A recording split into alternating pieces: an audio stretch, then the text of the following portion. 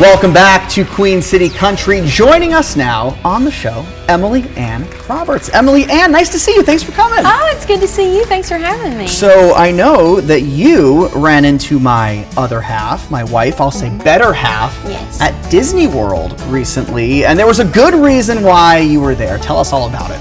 Well, I am now going to be like a staple at Disney World. How crazy is that? My voice is going to live on there through Trixie, a country bear, for the new Country Bear musical Jamboree, which is crazy.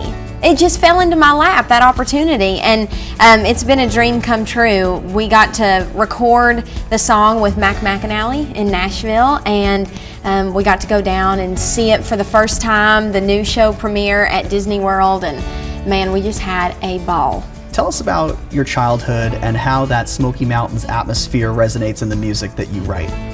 You know, I wouldn't be the woman I am today or the artist I am without the place that I was raised.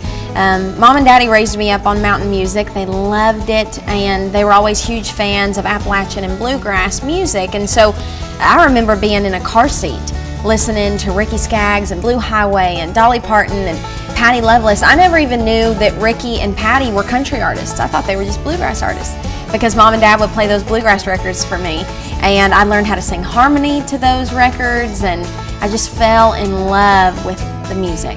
And so when I started playing guitar and writing my own songs, it just naturally came out of me to incorporate those rootsy Appalachian and bluegrass influences that I've just loved forever. So that little girl in that car seat listening to Ricky Skaggs, and now you have Ricky Skaggs on your album. Like, would you ever have believed that? No, I have to literally pinch myself every time I think about it because I just can't believe that that's real life.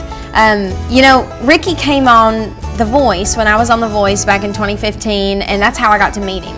And he has been so sweet through the years.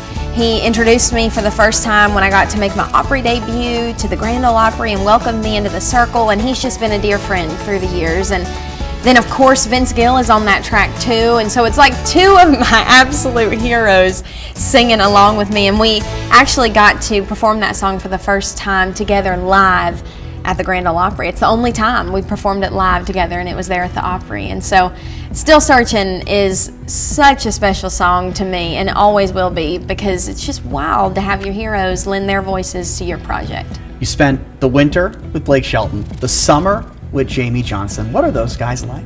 Oh man, it has been a dream to get to learn from those guys. You know, I love being able to get out on stage and perform when we open up for somebody, but even more than that, I love being able to stand back and be a fan after my set's through, and I can go and just enjoy and take their whole show in, because I learn so much. And so that is the coolest thing about being able to open up the show for these folks. And they have both been so kind. Their teams have been so kind. We are just learning as much as we can and loving to get to meet their fans. It's a dream come true. Speaking of dreams come true, you were on The Voice 2015. What is it like to step on a stage knowing that these four powerhouse superstars are right there and you can't see them? It's kind of like an out-of-body experience a little bit. That's the best way I can put it. When you're walking through those double red doors and you're walking up to the stage with the mic in your hand and you see the back of those chairs, that's wild. But man, when Adam turned around first for me and then Blake turned around, you can hear it in my voice. I was just grinning from ear to ear and ended up picking Blake, and got all the way to the finale with him and came in second place. And man, it was a crazy experience.